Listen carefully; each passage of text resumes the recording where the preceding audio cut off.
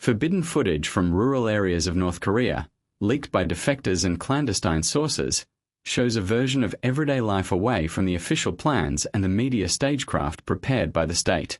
These clips show fields drying grain by the roads, houses ruined by floods, and manual labor during harvests, which contrasts with the propagandistic image of a modern countryside presented on state television.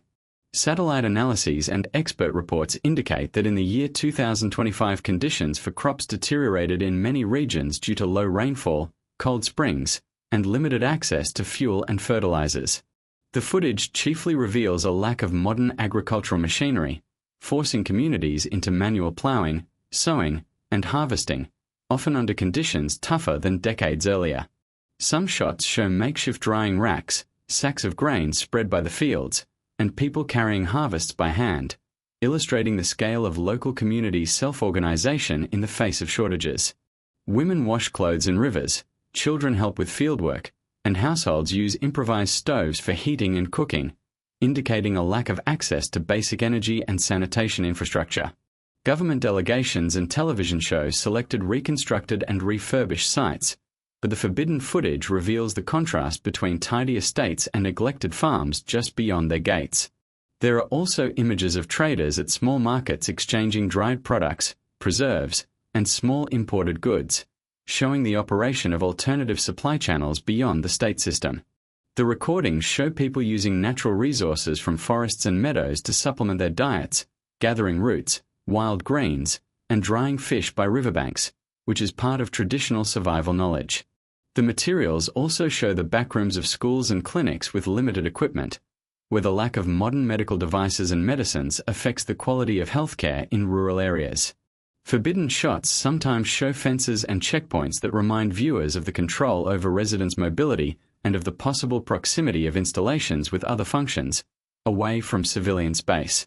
The films show traces of seasonal floods and landslides, and local communities carrying out improvised road and bridge repairs, highlighting climate pressure and the administration's limited capacity to respond.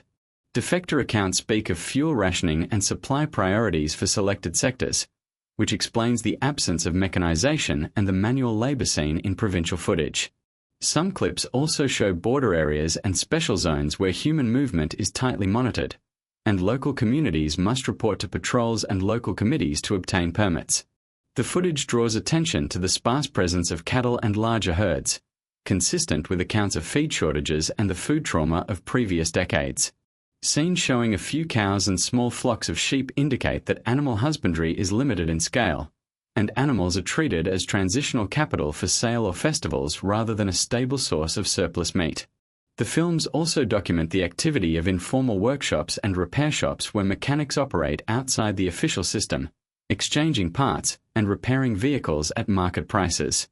The footage shows how local women organize processing cooperatives, drying vegetables and fruits and preparing preserves and liqueurs, which helps families maintain food security during shortages.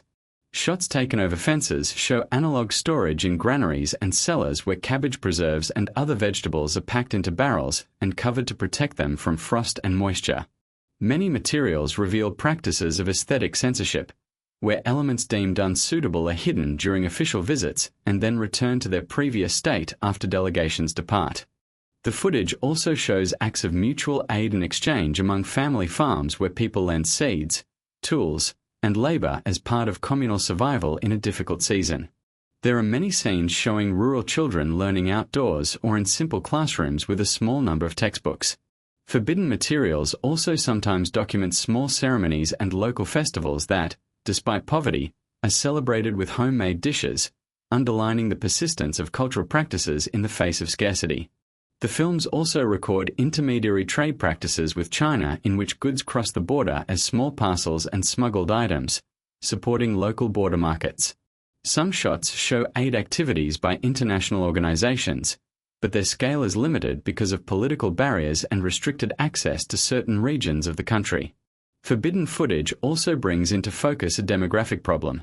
Young people often move to cities in search of work, leaving older generations in villages burdened with excess agricultural duties. The recordings also show modest photovoltaic installations and simple generators powering refrigerators or lighting in selected homes, which however do not solve the systemic energy shortage across the region. In many, Clip's villagers describe periodically going to towns for seasonal work to earn money for fertilizers or medicines, highlighting problems in maintaining stable levels of agricultural production. Some clips also show practices of social control where residents are gathered for roll calls and inspections, and cameras record attendance lists as well as analyses of food allocations and tasks. Despite the limitations, forbidden footage creates a mosaic of testimonies which, combined with satellite analyses and reports from international organizations, provides a fuller picture of the challenges and hidden realities of rural North Korea.